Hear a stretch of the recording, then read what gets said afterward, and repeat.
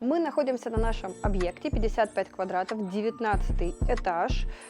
Такая вот красивая, уютная студия. И мы эту студию не хотели делить на мелкие комнатки, потому что прекрасная панорама на город, на море, на горы. И разделять на кучу мелких комнаток вообще не хотелось. И поэтому мы приняли такое решение: студию оставить общую, здесь будет большой диван, кухня, обеденная зона, а спальное место будет наверху, в закутке. Высота потолков 5,5 метров, что позволило сделать достаточно комфортное спальное место, вы залазите туда не на корячках. И добавилось дополнительно 8 квадратов к вот этому 55.